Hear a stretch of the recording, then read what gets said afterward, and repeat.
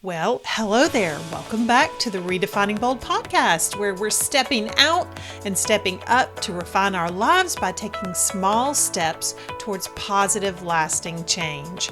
I'm your host, Gwen Whitfield, and you're listening to episode number 41.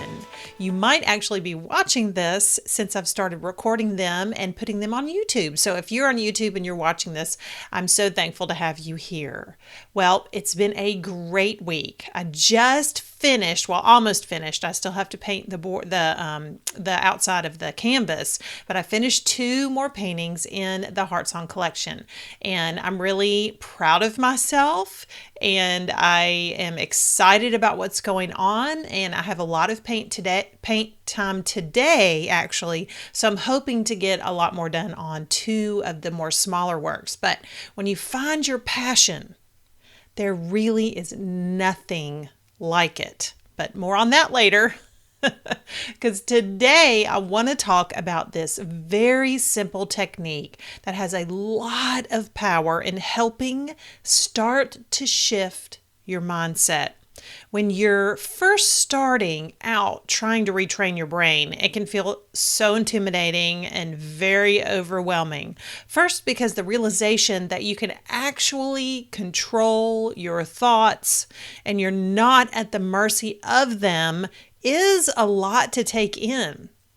I mean, that's the first belief that you have to accept. I remember the very first moment I realized I was being so callous towards myself, so mean, and realizing that I didn't have to be. That was a huge shift in my life. Like, we have the ability to tell ourselves anything we want. That's how we end up with presidents of the United States and also mass murderers, because we have control of our minds and we tell ourselves whatever we want.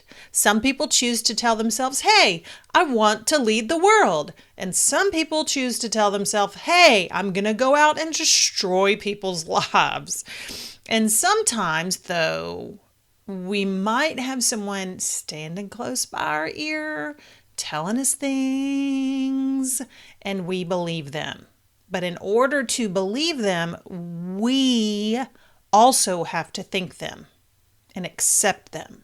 And so this is what I think is a liminal moment when we choose to believe something, because it's a choice. Every belief starts as a thought, and we can either release that thought, acknowledge it and release it, or we can pull it up into our hearts and set it up with some lawn chairs and let it sun itself for eternity.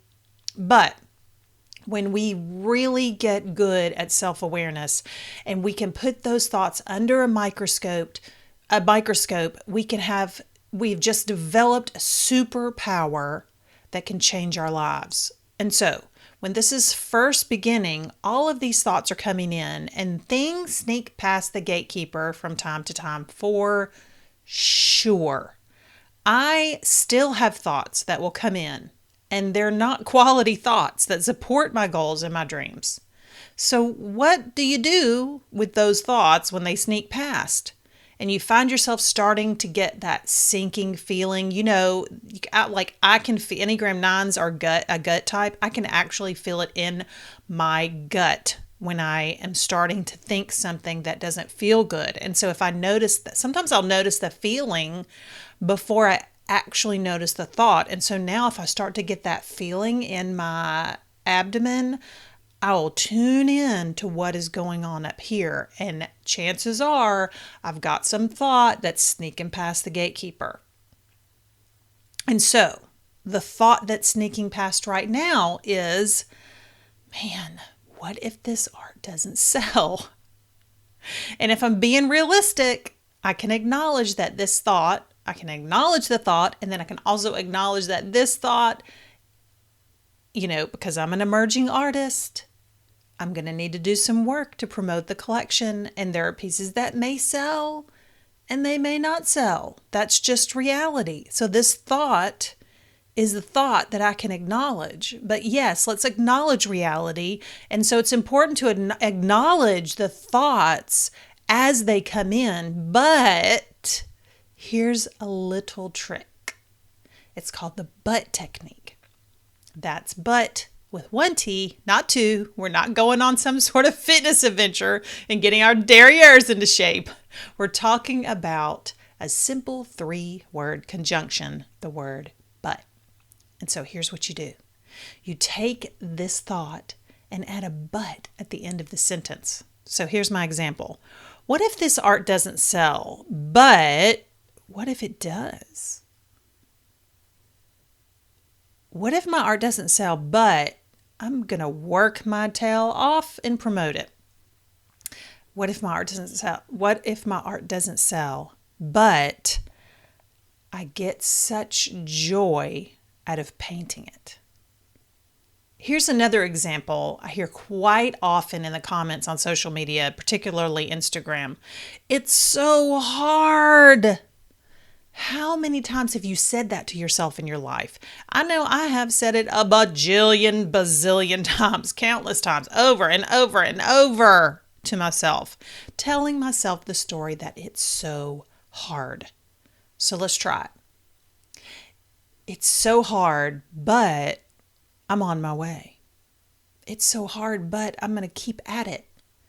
It's so hard, but other people have done it, so can I. It's so hard, but it will be worth it. It's so hard, but I'm here to do hard things. It's so hard, but I'm never giving up. Besides, who wants to sit around and just do the easy? Is that really what we want out of life? This is a little bit of a diatribe here, but if we don't get out and do things that seem hard for you, then how are you ever going to have that feeling of accomplishment, that feeling of pushing yourself and winning? Sure, you might trip along the way, but there's so much to be won by picking yourself up and continuing to move forward and making those strides and climbing those stairs and proving to yourself that you have what it takes. Retraining your brain is so hard, but if I can do it, so can you. So now I want you to sit for just a moment and allow your thoughts to come in and think about whatever it is you're trying to do, what you need to do today, what's on your to-do list, and feel those thoughts as they come in and notice them. And if a thought pops up that's not going to serve you, that's not going to support you in this area, add a but to the end of it. See how far you can go. See how much you can encourage yourself. See how much better you can make yourself feel. Because when we feel better, we do better. We feel better, we are better. I can't wait to hear how this little technique, this little tip helps you in your life. I want to know. Send me an email at hello@GwendolynStantonWhitfield.com. That's GwendolynStantonWhitfield.com. And tell me what sentence you come up with. Whether it's I hate cleaning the toilet, but, or I have so much to do, but, or I don't know if I can make this happen, but. Whatever your thought is and whatever you come up with, send it to me so I can cheer you on, because you're not alone here. And I want you to know that. When we do this together, we know we're not alone. We feel like we're not alone. We can accomplish so much more. Thanks so much for listening, and I'll catch you in the next episode, or pop over onto Instagram where a lot of the conversation happens after the show. Hey, I'm back for just a second. I just wanted to let you know that the Redefining Bold affirmations are now available. These are the affirmations that I literally used to help myself as I began this journey, retraining my brain and get to where I am today, mastering my thoughts. So this program has 6 weeks. It's 6 affirmations, 6 mantras, 6 beautiful printables, and 6 journal pages to help you dive deeper into the the week's thought and affirmation. So you can grab those today by going to GwendolynStantonWhitfield.com/shop, or you can download the first week as a freebie at GwendolynStantonWhitfield.com/affirm. So go check it out. I'll leave the links down below in the show notes. And if you're watching on YouTube, they'll be down below in the description. Thanks again for listening, and I'll catch you next time.